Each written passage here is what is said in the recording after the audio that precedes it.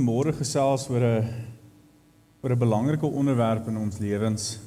En as jy vanmôre sê hierdie boodskap is nie met betrekking tot jou lewe nie, dink ek jy maak 'n baie groot fout, want hierdie boodskap het regtig 'n betrekking op elkeen van ons lewens, want iewers kom ons in ons lewens waar ons hierdie uitdagings beleef. So ek wil begin deur om 'n baie maklike vraag vir jou te vra. As jy vanmôre sê jy's 'n Christen, as jy vanmôre sê dat ek het my hart vir die Here gegee, ek is 'n Christen, ek is 'n volgeling van die Here, hier is die vraag: wat of wie kom eerste in so 'n persoon se lewe? Kom ek gee vir julle 'n leidraad. Het begin met 'n G en dit eindig met 'n D. God. Hy is die een wat eerste moet wees, hy is die een wat nommer 1 prioriteit in ons lewens moet kry, want hy is ons koning. Almal van ons wat hier so sit vanmôre kan saam met dit stem. Die dag toe jy jou hart vir die Here gegee het, die dag toe jy gesê het, Here, ek wil hê dat U inkom in my lewe, toe jy alles by die kruis gaan lossit, het jy daai dag die keuse gemaak om te sê, Here, ek plaas U eerste. U is nommer 1 in my lewe, en die res sal volg. Dit staan so ook in Matteus 6 vers 33, wat hy sê, maar soek eers die koninkryk van God, en sy geregtigheid, en al hierdie dinge sal bygevoeg word. Soek eers die koninkryk van God, en sy geregtigheid.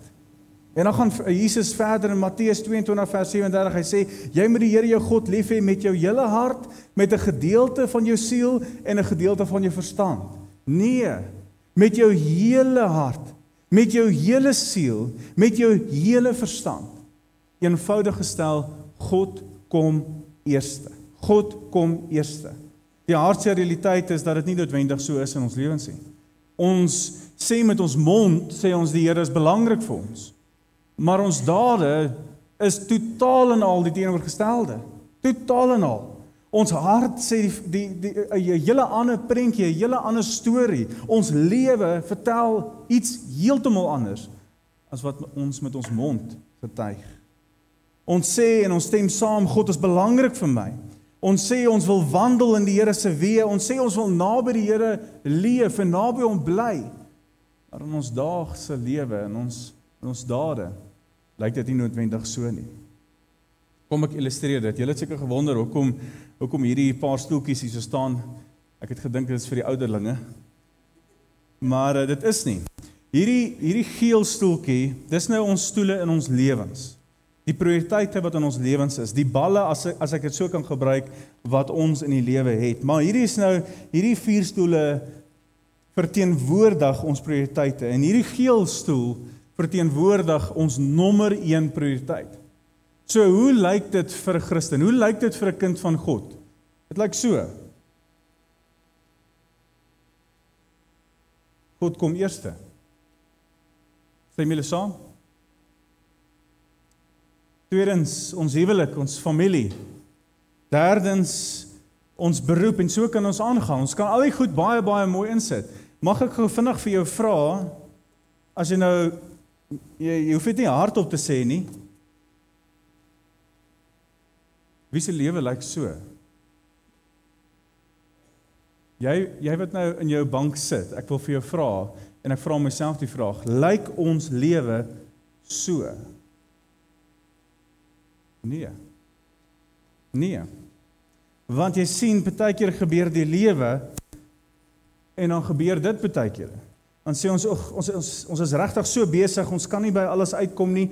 Ek kan nie eers aandag gee my familie nou nie, ek sal bietjie later, laat ek net hierdie motor koop, of hierdie ding doen, laat ek net hierdie bereik, weet jy wat,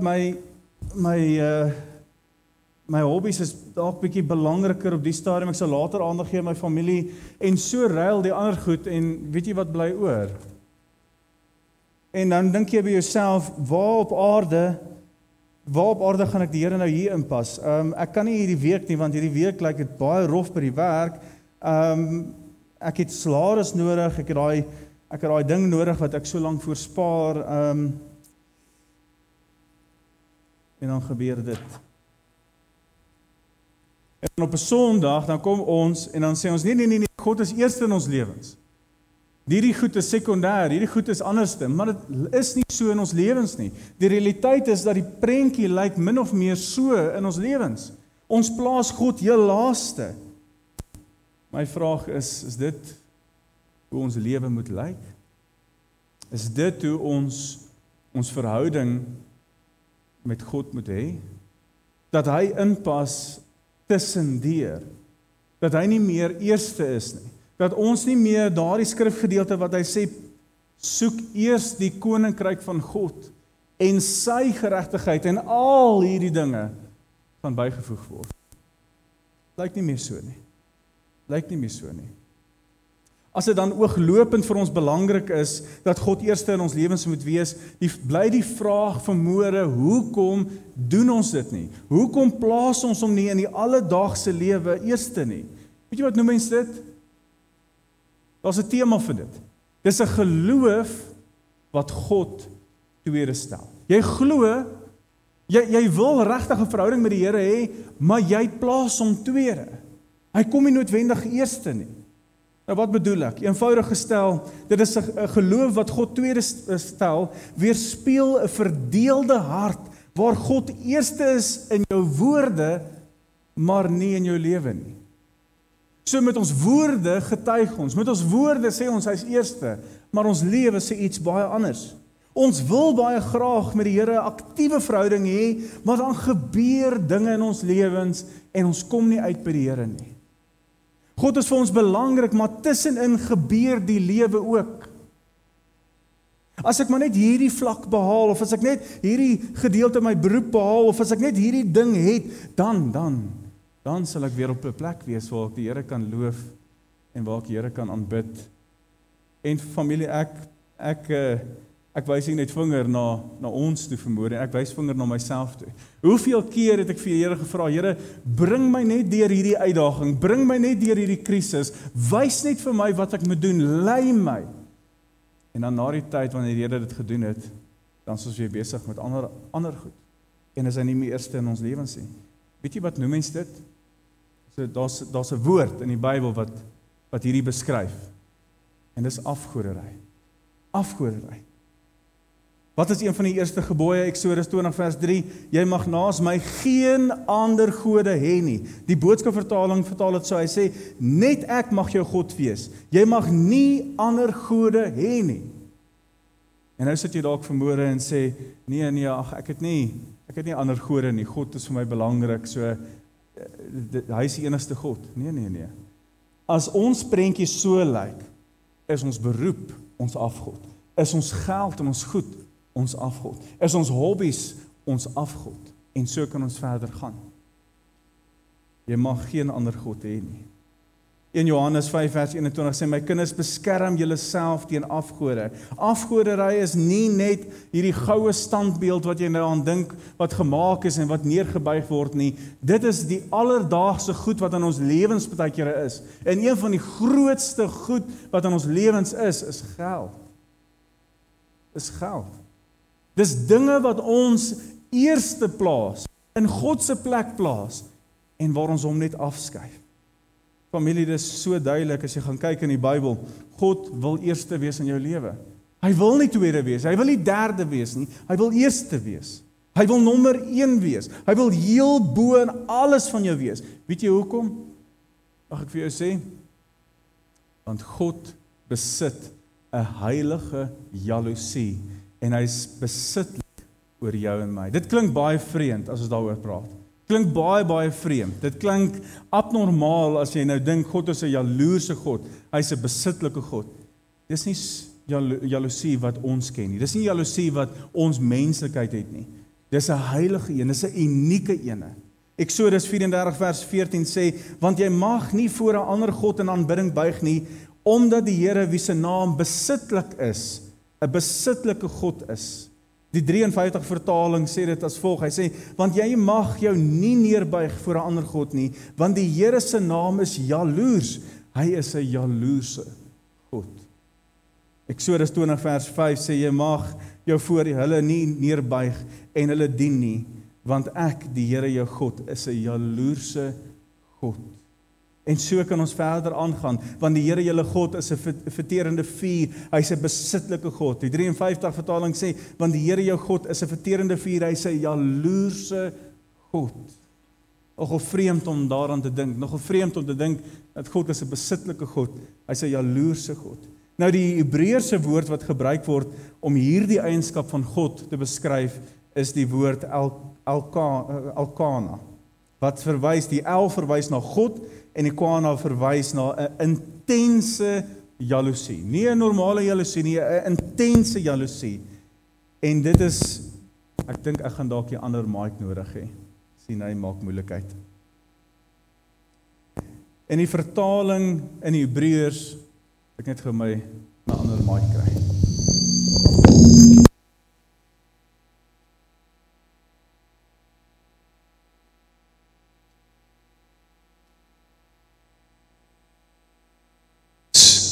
Hy is bietjie hard. OK. Hy is nog steeds bietjie, is hulle bietjie. Daar is hy, nou kan julle my reg hoor. Nou die vertaling vanuit die Hebreërs is die volgende woorde: God's righteous, consuming, covenant-keeping jealousy that relentlessly pursues and protects his relationship with his people. It describes God's desire for our full attention and affection. It refers to the Lord's righteous jealousy. Nie 'n menslike jaloesie nie, nie 'n besittelike jaloesie nie, maar 'n unieke en heilige jaloesie wat net deur God besit word. Kyk net hoe Paulus daarna verwys wanneer hy skryf na die gemeente in Korinthe. Hy sê 2 Korintiërs 11 vers 2, hy sê, want ek is jaloers oor julle met 'n goddelike jaloesie. Nie 'n menslike jaloesie nie, nie daai jaloesie wat sê, ag ek is jaloers oor dit wat jy het, ek is jaloers oor dit wat jy bereik het in jou lewe. Nee. Hierdie is daai besittelike jaloesie, daai intense omgee jaloesie, daai jaloesie wat graag betrokke wil wees en wat vir jou die beste wens. Nie 'n menslike een nie, 'n suiwer, 'n passievolle, 'n beskermde jaloesie wat ek en jy nooit sal kan verwoord of kan beskryf nie. God sê self in sy woord so in Jesaja 46 vers 5 tot 7, hy sê, met wie kan julle my vergelyk? Aan wie kan julle my gelykstel? Met wie kan julle my op een lyn stel? Wie kan 'n vergelyking met my deurstaan? Mense gooi goud uit hulle geldsak uit en weeg silwer op 'n skaal. Hulle huur 'n goudsmid en hy maak daarvan 'n afgodsbeeld. Dan buig hulle voor hom en aanbid hom. Hulle tel hom op hulle skouers en dra hom. Hulle sit hom op sy plek neer en hy staan daar. Hy kan nie van daardie plek af pad gee nie. As iemand na hom roep, antwoord hy nie. Hy help hom nie uit sy nood uit nie. Dis afgod. God weet wanneer jy ander dinge bo hom plaas, gaan dit op sigself jou skade aandoen. Wanneer jy ander dinge bo hom plaas, gaan dit jou al hoe verder wegdryf van die Here af. Al hoe verder. Die kontemporêre, ekskuus my woorde, Afrikaanse Bybel sê, hulle smarte sal vermenigvuldig word, wat hulle agter 'n ander God aanjaag. Hoe meer ons agter afgode aanjaag, hoe verder beweeg ons van die Here af. Jy wonder hoekom dit baie keer met jou sleg gaan, maar gaan kyk, wie het God se plek ingeneem in jou lewe? Jy wonder hoekom jy nie verdiep in jou verhouding met die Here nie, gaan kyk watter afgode jy na toe gehardloop het. Kolossense 3 vers 5 sê, daarom moet julle daardie deel van julle wat op die aardse gerig is, doodmaak, onsedelikheid, onreinheid, welis, slegte begeertes en ook gierigheid, wat afgodsdiens is.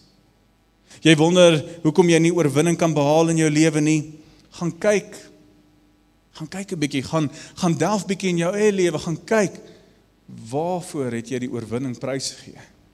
Jy wonder hoekom jy gediskonnekteer voel van God af, gaan kyk, na wat is jy gekonnekteer na?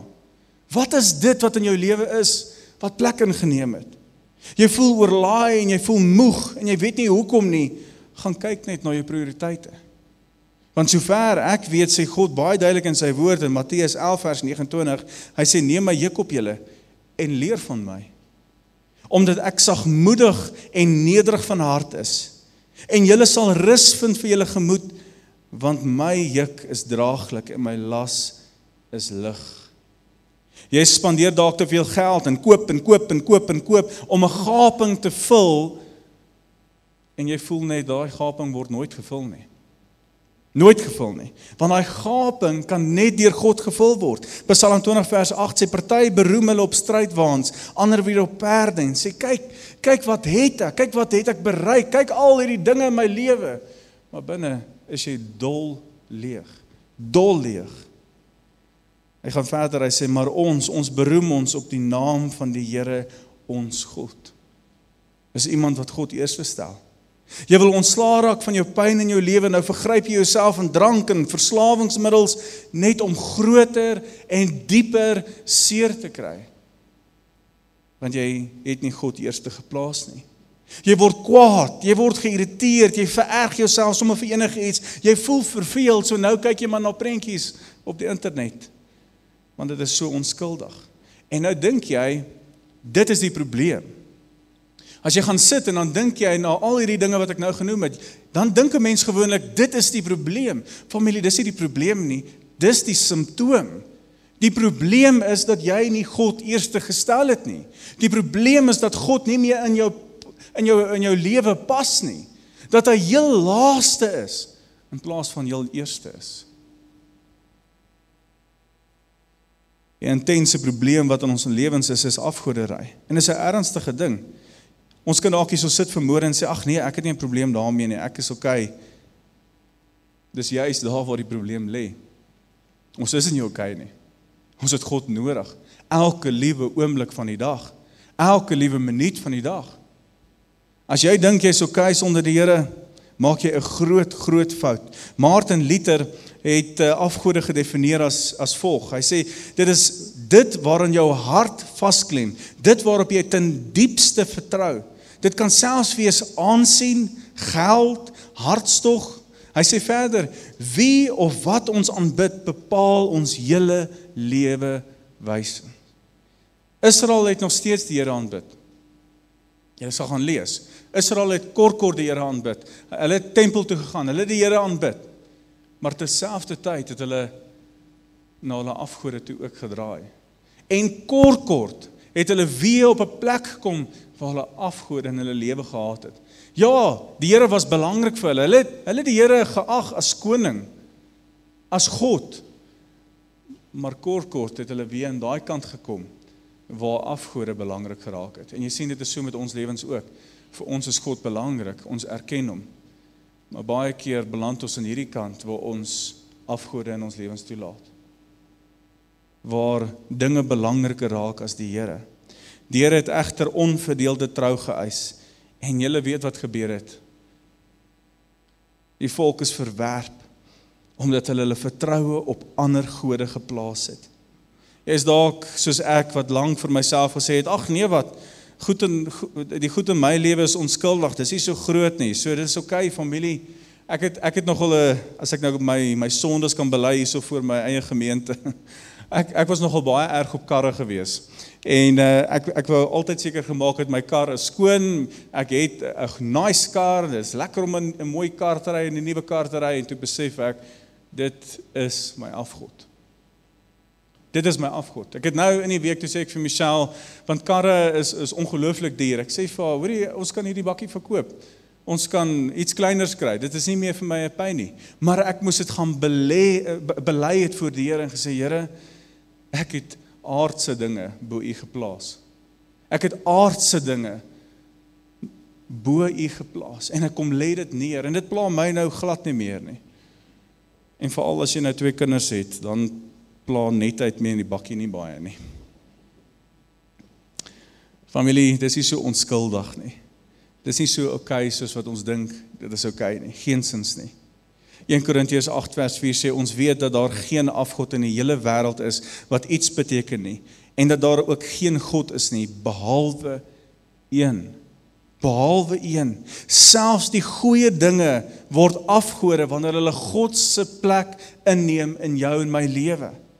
Jou beroep, geld en dinge, goed wat jy koop die hele tyd en wat jy probeer daai leemte vul. Jy wil graag goed doen in jou beroep. Ek sê nie vanmôre jy moenie goed doen in jou beroep nie. Ek sê dit nie vanmôre nie. Maar wanneer jou beroep belangriker word as God, dan het jy 'n baie groot probleem. Baie groot probleem.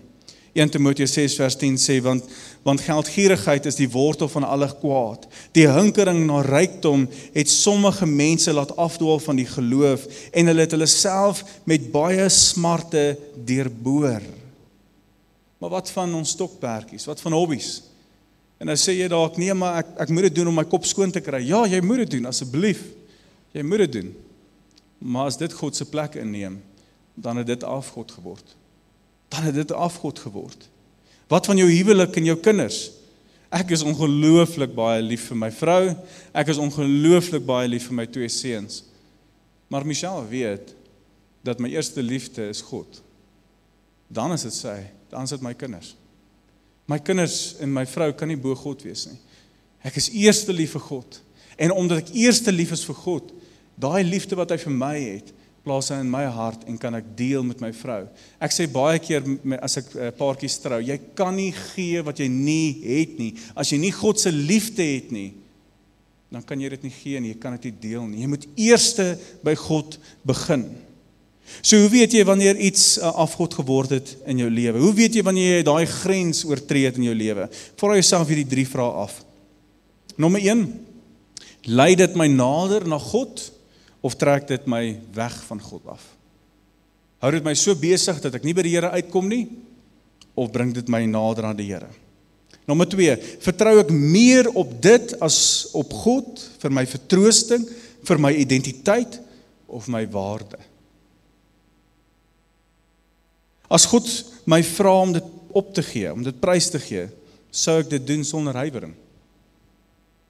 As die Here vandag vir jou sê, ek wil hê jy moet hierdie spesifieke ding in jou lewe, ek wil hê jy moet dit prys gee.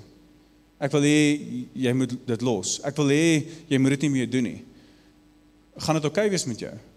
Gaan jy dit doen sonder huiwering? Of gaan jy sê, ek weet nie, ek sal eers moet bietjie dink en ek sal eers bietjie planne moet maak. Dan moet jy weet, daai ding het plek ingeneem. My vraag aan jou vanmôre is so eenvoudig, is wat is God besig om vir jou te wys? Wat is dit wat hy op jou hart druk vanmôre?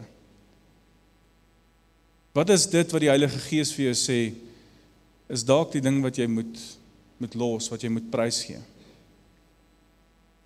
As God vir jou iets wys vanoggend, as die Heilige Gees 'n spesifieke ding op jou lewe druk, op jou hart druk, moet om hemelsnaam nie uitstap vanmôre en sê, ag nee wat, ek sal dit later uitsorteer nie.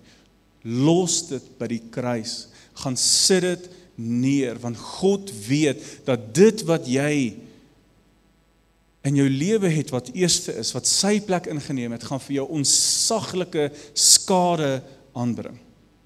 Plaas hom weer eerste. Besef vanoggend, dit waarvoor jy baie keer die hardste beklei, dit is die ding wat die meeste beheer het oor jou. Ek sê dit weer, dit waarvoor jy die hardste beklei, is baie keer dit wat jou die meeste beheer. Dit wat jy die hele tyd verdedig. Nee, maar ek moet dit doen, anders kan ek nie dit doen nie. Ek moet dat doen, want anders kan ek hierdie ding doen nie. Ons verdedig te veel van ons afgode. En familie, ons moet ook besef vanmôre, jy verwyder nie net 'n afgod nie. Jy kom plaas hom nie net by die kruis nie, jy moet hom vervang met iets. Want as jy hom net gaan neerlê, gaan iets anders te plek inneem. Hy kan nie leeg wees nie.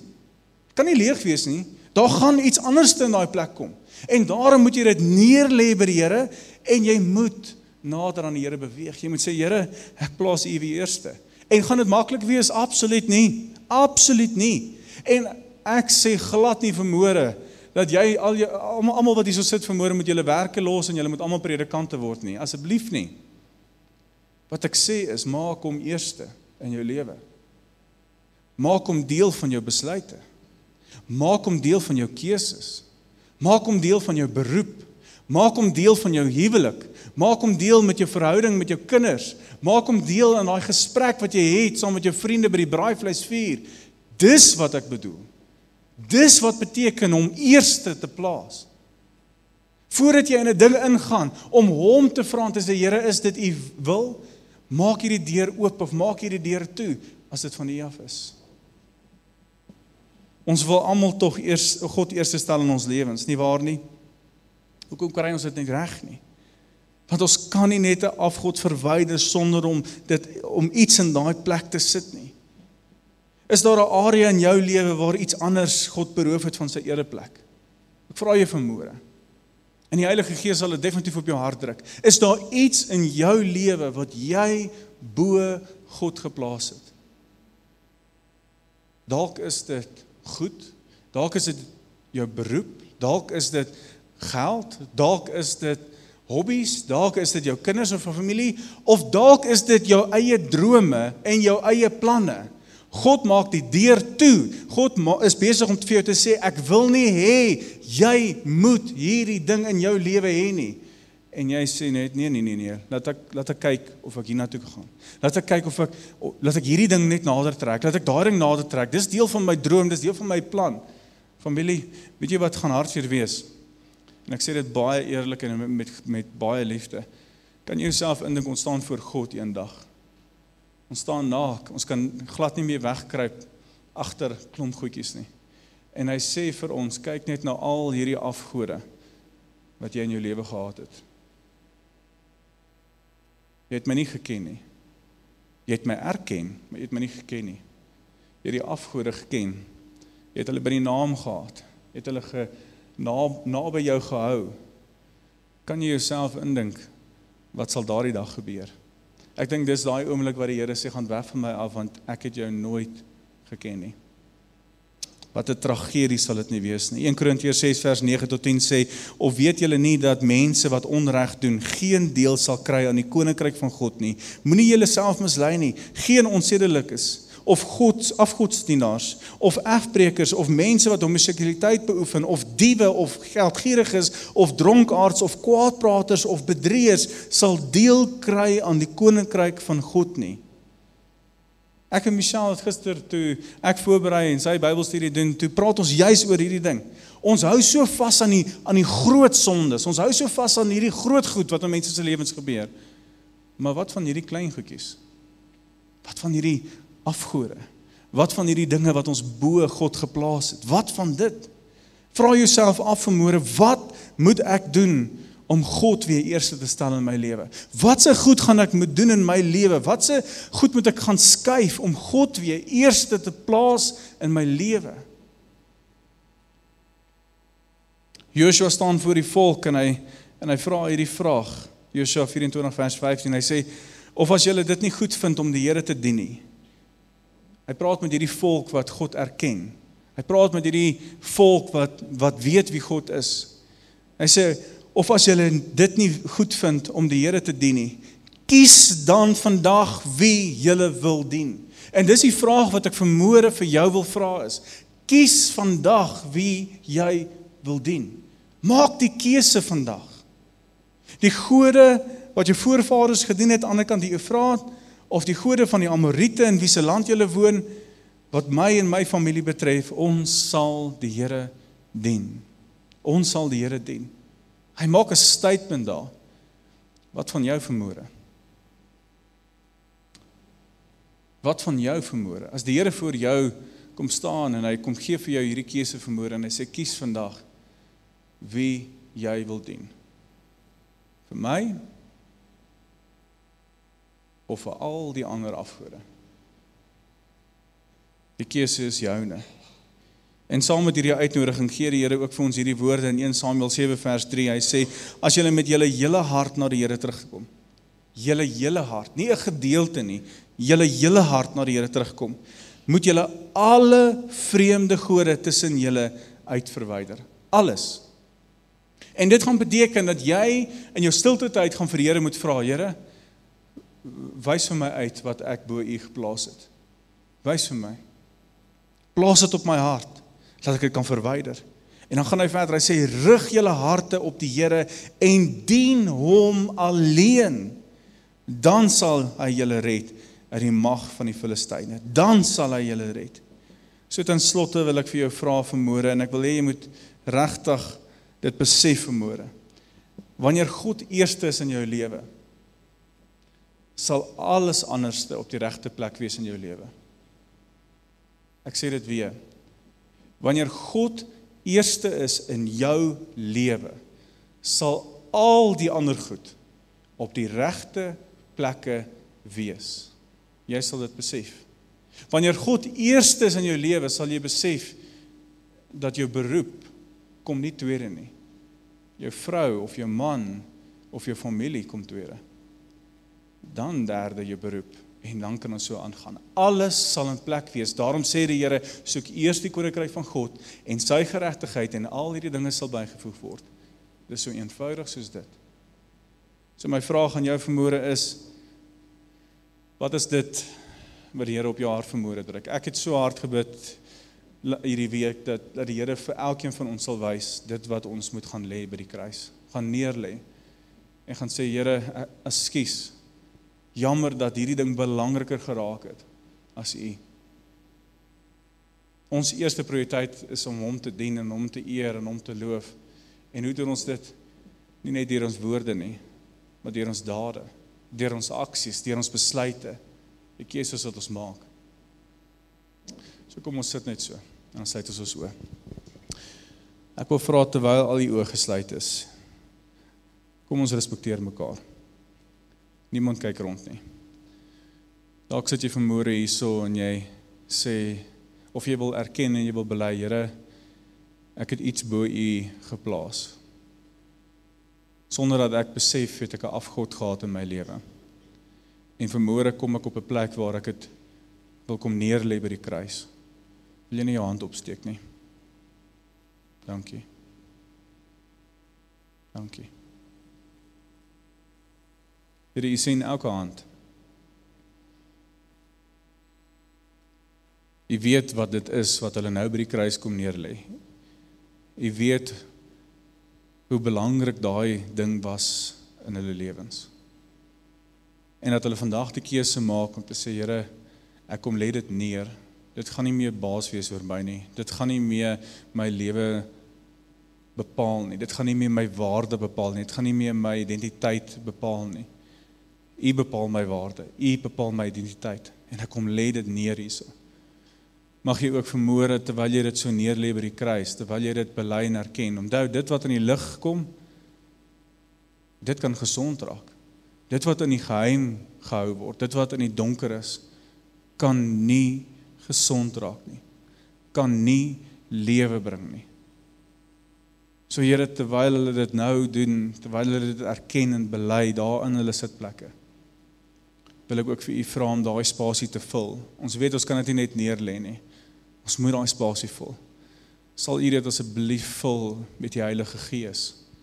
Sal U dit vul met U teenwoordigheid, Here? En mag ons besef in hierdie week, want dit gaan nie maklik wees nie, maar mag ons besef, soos wat ons werk toe ry, in ons motor, soos wat ons nou huis toe ry, na ons gesinne en ons familie saam kuier later, mag ons besef dat U is nommer 1. Mag mense dit nie hoor in ons woorde nie, maar mag mense dit sien in ons dade.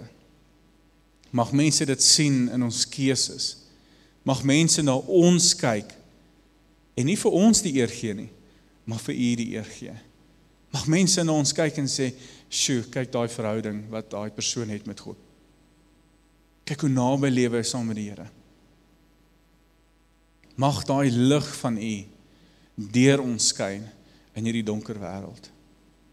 Here, daar is goed in my lewe wat ek ook moes neerlê. Wat ek moes ook by die kruis neerlê. En U om weer U eerste te plaas. Ek sê vir U dankie dat ons wel nog daardie geleentheid het om dit neer te plaas. Maar ons weet daar's beperkte tyd oor. Daar's beperkte tyd oor voordat ons voor U kom staan en glad nie kan wegkruip nie. En waar U vir ons gaan uitwys hoe ons lewe lyk. Mag ons vandag, ons almal, nie net die ouens wat die hande opgesteek het nie, mag ons almal in hierdie gebou, mag ons besef dat God moet nommer 1 wees in ons lewens. Mag ons die Here dien met alles in ons. Mag ons die Here lief hê met alles in ons. En mag ons hom verheerlik met ons lewens. Ek sê vir u dankie vir die boodskap vanmôre. Dankie vir hierdie waarheid wat ons uit hierdie woord uitkry. U woord is regtig 'n bron van lewe waarin ons kan leef. Ek sê vir u dankie daarvoor. Mag u elke liewe persoon in hierdie gebou seën, soos wat hulle na hulle huise toe gaan. Mag u die gesprekke seën, mag u hierdie week seën, en mag u hulle beskerm teen die vyand se aanvalle.